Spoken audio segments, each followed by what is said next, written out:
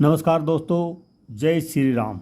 राम लक्ष्मण ही नहीं, रामायण में भरत शत्रुघ्न ने भी काटा था वनवास। पिता के आदेश पर राम के वन में जाने पर भरत कुटिया में रहकर राजकाज चला रहे थे।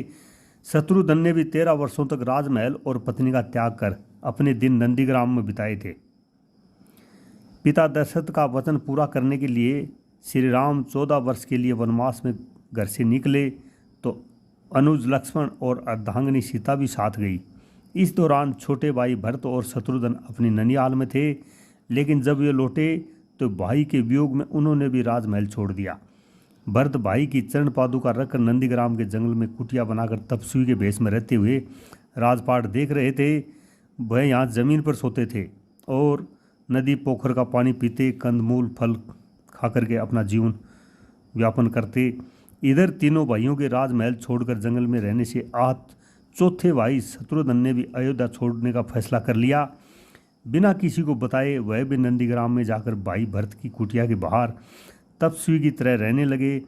बताया जाता है कि पूरे 13 साल तक पूरी अयोध्या तो क्या, खुद माँ कौशल्या को भी इसकी खबर तक नहीं थी। एक दिन रात के समय राजमहल की छत पर कौशल्या ने शत्रुघ्न की पत्नी श्रुतकीर्ति को अकेले टहलते देखा तो वो चौंक उठी।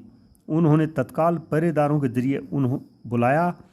श्रुतकीर्ति के आने पर कौशल्या ने उनसे पूछा, तुम अकेले छत पर क्यों टहल रही हो? शत्रुघ्न कहाँ पर है?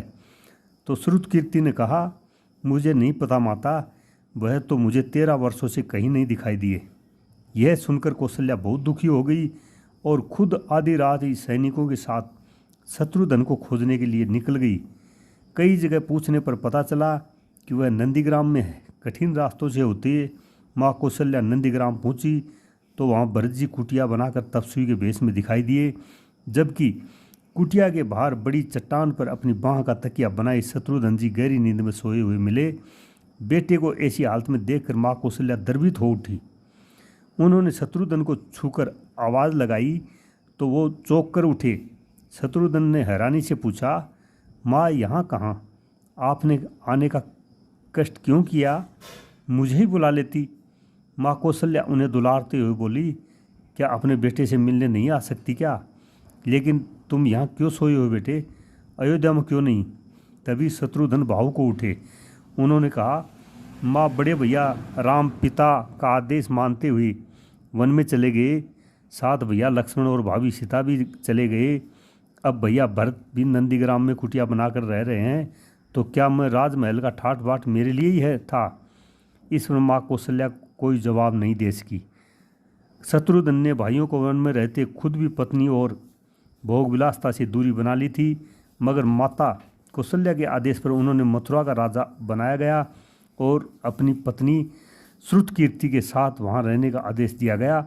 श्रुतकीर्ति सीता की चचेरी बहन और दशरथ के छोटे भाई राजा कुलध्वज की पुत्री थी।